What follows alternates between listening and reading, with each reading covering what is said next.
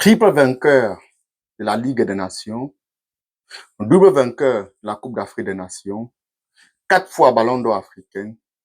Aujourd'hui, vous avez bien compris, nous allons parler de Samuel Eto'o, qui pour certains est un homme très arrogant, pour d'autres est une légende incontestée du football africain, pour d'autres, je dirais, est un homme qui a fait pas que des erreurs sur son chemin.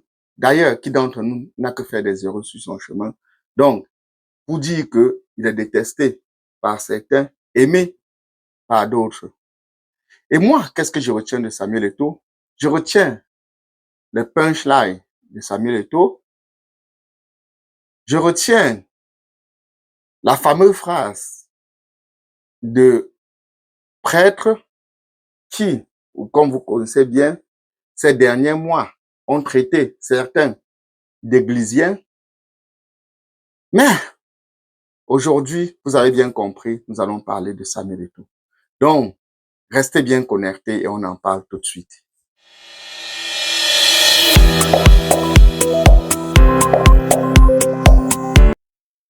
Samuel Eto'o est un grand footballeur camerounais, né à New-Ben, qui a fait ses classes en Europe et même, pour ceux qui ne savent pas, qui a été sans papier en France, mais qui a su construire une légende. Et aujourd'hui, nous allons comprendre comment Samuel Eto'o a-t-il construit sa légende. Et pour cela, nous allons écouter ceci. J'aime souvent dire les vérités et pour moi, toute vérité est bonne à dire. Donc, toute vérité est bonne à dire. Donc, ça veut dire que Samuel, c'est le genre de personne qui n'a pas peur de dire ce qu'il pense. Vous savez que beaucoup de personnes pensent pour réussir, il faut se coucher devant toute personne que nous croyons être supérieure pour pouvoir gagner un peu de sympathie ou de l'autre côté de la reconnaissance. Mais Samuel nous fait comprendre que il n'est pas de ce genre de personne. Il est de genre de personne qui dit ce qu'il pense. Donc, il continue en disant ceci. Du coup, comment vous avez pris ce message quelques semaines plus tard, lorsque Guardiola qui arrive dit « Moi, Eto'o, Deco, Ronaldinho, c'est dehors ». Mais j'ai d'abord rappelé à Guardiola qui n'a jamais été un grand joueur. Il était un bon joueur. Et c'est vrai. J'ai rappelé à Guardiola qui n'a jamais été un grand joueur, mais un bon joueur. Donc, ceci veut dire quoi? Ça montre l'homme qui il est. C'est-à-dire, il ne se laisse pas marcher sur les pieds. Il sait ce qu'il vaut. Il sait comment faire pour atteindre ses objectifs. Et il sait comment le démontrer aux yeux du monde entier. Donc, Samuel continue en faisant ceci. Quand je parle souvent à Eden Hazard, je prends l'exemple sur Ronny. Je lui dis, Ronaldinho était le meilleur joueur au monde ou le meilleur joueur de tous les temps. Parce qu'il était incroyablement fort. Mais seulement un joueur qui ne s'entraîne pas tous les jours. Au bout d'un moment donné, ça paye cash. Ça paye. Tu peux être Ronaldinho, tu peux être Messi. Si tu ne t'entraînes pas, monsieur Eden Hazard, au bout de 2 ans, on t'oublie. Dans cette citation, il nous fait comprendre que la clé d'une réussite est basée sur le travail. Que tout ce que nous gagnons doit être la force de notre travail. Que pour ceux qui ont peut-être eu la possibilité d'avoir quelque chose aussi facilement, qu'il faudrait qu'ils comprennent que cela ne durera pas longtemps, qu'il faut travailler dur pour pouvoir conserver. Et d'ailleurs, que malgré le fait d'avoir du talent, ça ne veut donc pas dire que seul le talent suffit. Que derrière le talent, il nous faut la persévérance, l'abnégation et un travail acharné. Mais il ne s'arrête pas là. il continue encore de nous bluffer en disant ça. Chabi, il prend la parole, il me dit, bon négro, comme on te l'a toujours dit, on l'a manifesté, on veut que tu restes et il faut que tu trouves un terrain d'entente avec Pep. Et j'ai dit, moi, je ne parle pas à Pep. Il doit me présenter ses excuses parce qu'il m'a manqué le respect ouvertement à plusieurs reprises et je n'accepte pas ça. Moi, si vous ne me respectez pas, je ne vous respecte pas. C'est comme ça, la loi Chouma. J'ai souffert pour être là. Je respecte tout le monde, mais si vous ne me respectez pas, je ne vous respecte pas. Mais alors là, je fais le double, ou voire même le triple que ce que vous avez fait. Donc là, ce qu'il vient de dire là, c'est une masterclass. Franchement, bravo à Samuel. Donc il vient là de nous faire comprendre que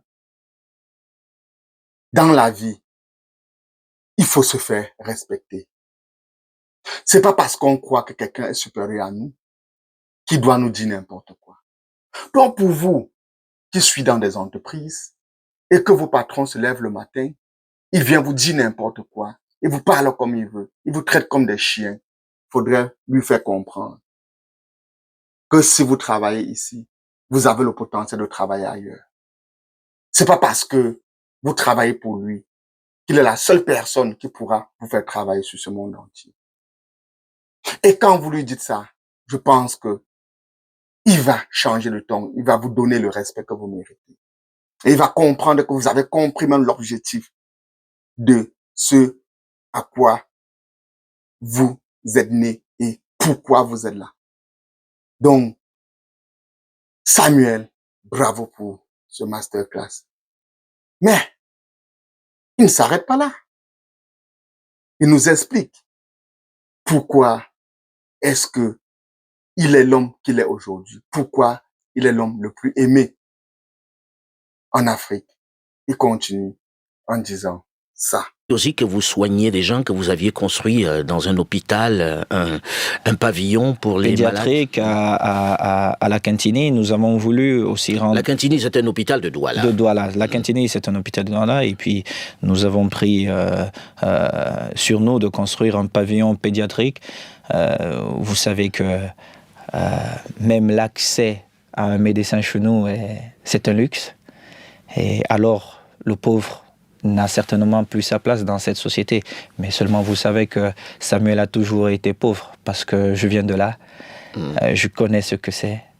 Et ce pavillon, vous l'offrez à l'État ou bien c'est vous qui allez le gérer? À la Cantini. Vous l'offrez à l'hôpital La Cantini. Je l'offre à la Cantini, mais vous savez, pour que ce rêve reste à jamais, il faut que je suive. C'est vous qui allez continuer de le faire fonctionner? Je vais continuer à le faire fonctionner. Je sais que vous n'aimez pas parler des chiffres. Ça coûte combien tout ça? C'est pas important les chiffres. Mais si c'est important, les autres ont envie de savoir combien a coûté un pavillon pédiatrique. C'est pas important. Le plus important, c'est le sourire que je vais apporter à ses frères. C'est ça qui compte pour moi. Je redonne un peu à l'Afrique ce que l'Afrique m'a donné toutes ces années. Samuel a toujours été un homme pauvre. Donc, il nous fait comprendre que sur cette terre, le pauvre n'a plus sa place. Mais lui, il est là pour défendre ceux-là, ces pauvres-là, qui, beaucoup de personnes pensent qu'ils n'ont plus leur place sur cette vie. Et il nous fait comprendre que malgré les milliards qu'il a dû amasser au courant de sa carrière, il y a une chose qu'il a comprise, c'est que il reconnaît partir d'une famille modeste, d'une famille pauvre, pour atteindre le sommet. Et que s'il a fait ça, ce n'est pas juste pour emmagasiner des milliards, mais pour faire aussi honneur à tous ceux-là qui sont dans des situations difficiles et qui par moments sont délestés. Et lui, s'il peut leur donner du réconfort, tout ça lui suffit. Mais il ne s'arrête pas là. Il dit une chose qui m'a extrêmement marqué. Je redonne à l'Afrique ce que l'Afrique m'a donné. Ça veut dire quoi? Ça veut dire que certains d'entre nous qui vivions en Europe, pense que parce que on est arrivé en Europe et qu'on a réussi, ou du moins l'Europe nous a donné la possibilité de réussir, ça veut dire que tout ce que nous devons à l'Europe. Mais lui, il fait la différence en disant que tout ce qu'il a, il doit à l'Afrique. Pourquoi? Parce qu'il n'est pas seulement Samuel Eto'o. Il ne pouvait pas être Samuel Eto'o si peut-être il n'était pas né en Afrique. L'Afrique lui a forgé ce caractère de vouloir réussir à tout prix. Cet état d'esprit de bosser 2 fois plus que les autres pour être meilleur et pour pouvoir être ce qu'il est aujourd'hui. Donc, il nous redonne ça pour nous faire comprendre que quand on est quelque part et quand on a réussi, qu'il faut toujours comprendre que il y a une petite part qui vient de là où on est né parce qu'on a un trait de caractère souvent qui est forgé en nous. Et ce trait de caractère, généralement, vient de l'éducation de base, donc de nos parents ou du milieu où on a grandi. Donc, bravo à Samuel qui nous livre cette masterclass aujourd'hui et qui nous démontre pourquoi il est tant aimé. Certains d'entre vous ont vu la vidéo qui a circulé de Samuel Akikem pour un deuil et tout ce qui s'est passé tout autour, la foule. Il était accompagné de Patrick Mboma, mais tout le monde ne jurait qu'au nom de Samuel Eto'o. C'est vrai qu'on dit qu'il a ses détenteurs, mais il reste tout de même que il a su construire sa légende. Et si vous voulez laisser des traces sur cette terre, vous pouvez prendre exemple sur Samuel et construire votre propre légende. Je sais pas pour vous, cette vidéo m'a redonné beaucoup de confiance. Dans les commentaires, dites-moi ce que vous inspire cette vidéo. Et pour ceux qui ne se sont pas encore abonnés, n'hésitez pas de vous abonner. Partagez massivement la vidéo pour agrandir la communauté. Likez pour le référencement de la vidéo. Et surtout, activez la cloche de notification pour ne manquer aucune de mes prochaines vidéos. Et on se dit à la prochaine. Restez en santé. Ciao.